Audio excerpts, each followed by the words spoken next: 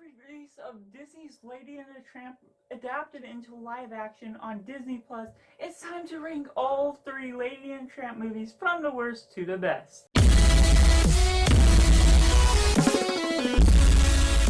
Hello everyone, I hope you're having a cinematastic day. I'm Josh, this is Simply Cinema, and before we get into my ranking on all three Lady and Tramp movies, I'd love to hear your thoughts down below. Let me know how you would rank all of these movies. Make sure to subscribe and don't miss any of the upcoming videos, because pretty soon I'll also be ranking all 15 Disney live action movies from the worst to the best. Coming in at last place, we have Lady and the Tramp, the 1955 original animation.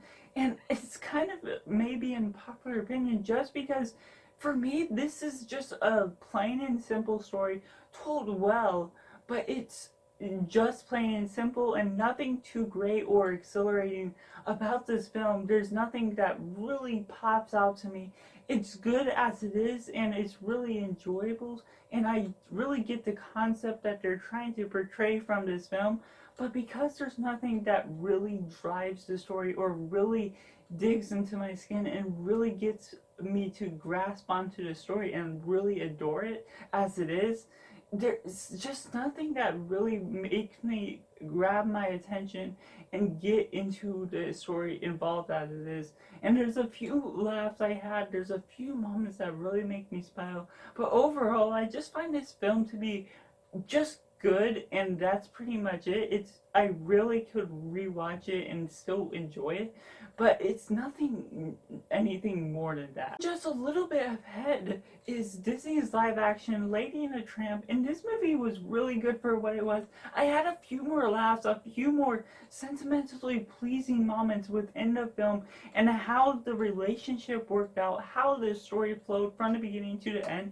It flowed a little bit better and even worked a little bit better. But where this film really kind of gets disrupted is when it focuses a little bit more on the human moments, whereas the original was trying to give you the emotions and feelings of how the life of the dog works, both in the street and in the home. This does have those moments, but it does have those moments where it focuses on the humans just a little bit too much. And when it gets you those moments, it doesn't necessarily work as well, because it feels like the focus is tending to focus more on the human than with the dog. And it was a big change and a big risk that they were trying to do with it.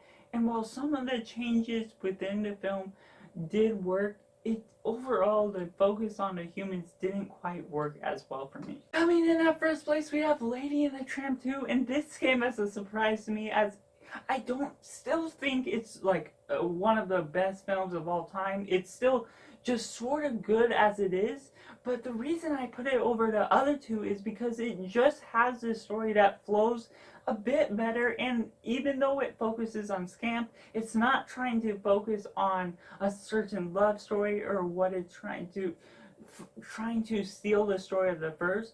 It works well as a sequel by continuing off with having Scamp as one of the children have its own story, but it still flows and has enough the original that makes you really enjoy it. It still has a dog catcher moment, but it also adds in the extra sort of problem with all of the junkyard dogs, and that sort of villain and threat sort of worked for me, as he was sort of falling into the decision of, did he want to go with the junkyard dogs or does he want to stay home with his family? Because most of all, he wanted to go out and just be free and be on his own, just like his father used to be. And that's what made me really enjoy this film. It felt like there was a little bit more tension within that. It felt like there was a little bit more laughs I had and a little bit emotions expressed from this film that I could really grab onto. And while this isn't quite a perfect film or a film that I would watch all the time, it is my favorite of these three that makes it at number one. Those were just my thoughts on these films, and I'd love to hear yours down in comments below. Let me know how you would rank these from the worst to the best, and let me know how they all adapt together and work together. I know the live action compared to an animation is a little hard to compare. You can't quite compare it. So keep that in mind and try and just do your best with how all the story flows out in that aspect. But be sure to subscribe if you haven't already, because I'm going to be pretty soon bringing my live action ranking of all 15 Disney live action films. And I'd like you to check out my other videos. We also have the Disney's Lady and Tramp live action review, as well as a video YouTube suggests specifically for you. So be sure to check that out. Let me know what you think of it. And I'll be back for more movie reviews, rankings, and more.